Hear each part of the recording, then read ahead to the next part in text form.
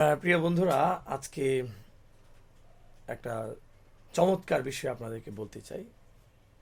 সকালে কম্পিউটারটা ওপেন করেই আমার চোখে পড়লো একটি খবর। সেটি হচ্ছে মানবিকতার, মানে মানুষের যে শ্রেষ্ঠত্ব এবং মানবিকতা এর অনেক বড় একটা এক্সাম্পল এসছে সামনে।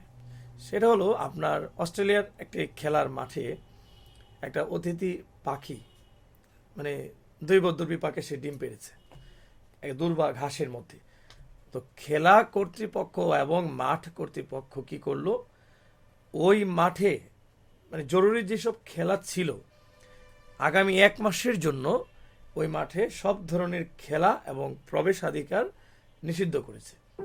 তার মানে মানুষের যে শ্রেষ্ঠত্ব, মানুষ হিসেবে যে তার যে দায়িত্ব, যে পশু পাখির প্রতি বা অন্য অন্য জীবের প্রতি, কারণ মানুষ যেহেতু শ্রেষ্ঠত্বের জায়গাটা দখল করেছে, তো দায়িত্ব তো মানুষেরই হবে।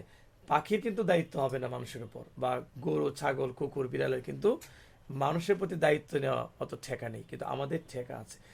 আমি অবাক হয়ে গেলাম যে এত উন্নত চিন্তা ওরা কিভাবে করে, যে একটা পাখির প্রতি এবং ডিমের প্রতি দরদ দেখাতে গিয়ে তারা খেলাটাই বন্ধ করে দিল।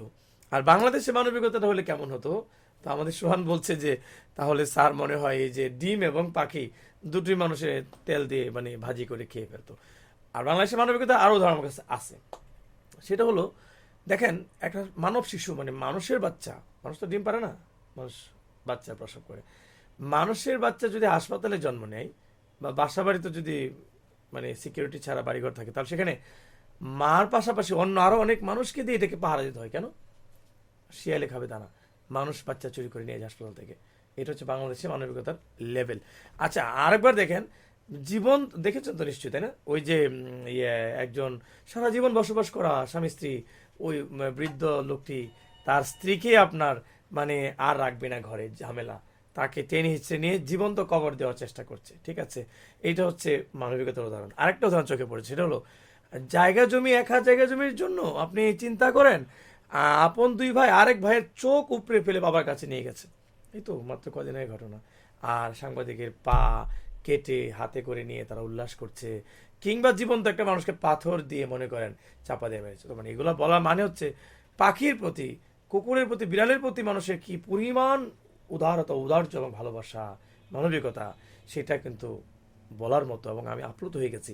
আর বাংলাদেশে মানুষ তো, আমি তো দেখেছি বিড়ালকে বেঁধে রাখে হচ্ছে রেল লাইনের সাথে, যাতে রেলগাড়ি যাওয়ার সময় বিড়ালের গলা যেন অর্ধেক হয়ে যায়। এটা বাংলাদেশের মানবিকতা। অথবা আপনি দেখেছি, এমনও দেখেছি, পিটায় তো মারছে মানুষ এবং গরু ছাগল সবগুলোকে, বিড়ালকে মানুষে, কিন্তু চিন্তার বিষয় একটা কুকুরকে সে ফাঁসি দিয়েছে, গলায় দিয়ে টেনে গাছে তুলছে, মানে ফাঁসি দিয়ে হত্যা করা হচ্ছে।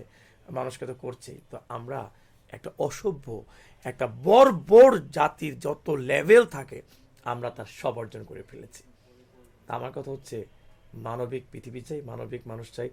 আমরা যেন শিশুদেরকে মানবিক করে গড়ে তুলি, এই অনুরোধটা আপনাদের কাছে আমার।